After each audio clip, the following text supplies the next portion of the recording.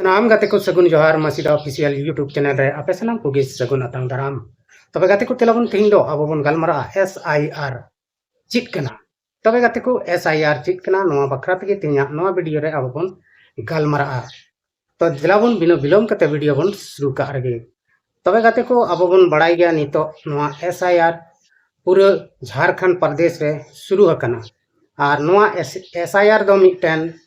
verification करना voter ID रे verification main दड़े आबन और नोआ फॉर्म दो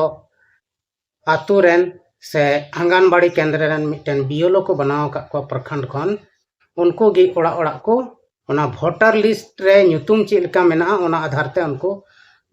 ओड़ा ओड़ा को पहुंचावेत कना आदो नोआ दो मिटन वेरिफिकेशन हुयुक कना जे मेनते अबो झारखंड रिया वोटर लिस्ट रे आइमा होड़ नोंका मेना कोआ जहां दो मिटन जगह रे तहन कान थेना ओंडे खन एटा जगह रे तहने दुरौना जहां दो गोज घुर काना को बोंगा तला कान को उनको हो वोटर लिस्ट रे ᱧᱩᱛᱩᱢ मेना तकोआ नोंकान होड़ को चिलका तको छाटा और सही वोटर तिनक मेना कोआ उनको को तहन आदो गाती को नितो नोआ वोटर लिस्ट जहां वेरिफिकेशन रिया कमी कना नोआ दो चालू कना और नोआ दो 2003 रिया वोटर लिस्ट आधार तेगी हुयुक कना आदो नितो अडी जायगा रे नोआ चालू कना जतो लगभग झारखंड रे जतो आतु करे चला कना जतो जिला करे चला कना आदो सरीगी नोआ अंजम कते अडी गान होड़ अडी लेकाना सोच है अबुन कना अडी लेकाना बतर भावना है अबुन कना चिलका बोले इन दो जहां लका ᱧᱩᱛᱩᱢ कटा तिया से चेका तिया से चित कना नोआ दो जहाना मुश्किला हुयुक तिया से ची हुयुक तिया आदो उनकान कथा दो बांग कना आलो पे बतरो तबुना और बाबुन बतरो चिदा से नोआ दो मिटन भागी जिनिस कना और नोआ ते उनको होड़ को छटाआ जहां दो बाहरे दिसम रेन अबो झारखंड रे को तहनक कान और झारखंड रे तहे कते उनको अडिगान अबो लाभ को हतावेत कान उनकान होड़ ना विशेष को छटाआ आदो अबो मातो नोडेन को कना बोन और सनामा जिनिस को नोडेना मेना तबुना आधार कार्ड पैन कार्ड से सब लेकाना खतियान एमान तिया जतो कागजात अबो ठे मेना कि तबुना आदो अलबुन बतरोमा SIR फॉर्म जहां को बन नाम का खाय ओंडे नेल कते अडी मज तेबन पेरेजमा और बंखान उनको बीएलओ मेना को उनको गिको पेरेज तबना अबो दो अपनारा जानकारी ललय हुयो तबना तबे गाते को 2003 रिया वोटर लिस्ट दो ओका करे बन नाम दाड़ेया और तबे गाते को ऑनलाइन हो नोआ दो नामक कना अपनारा किछु किछु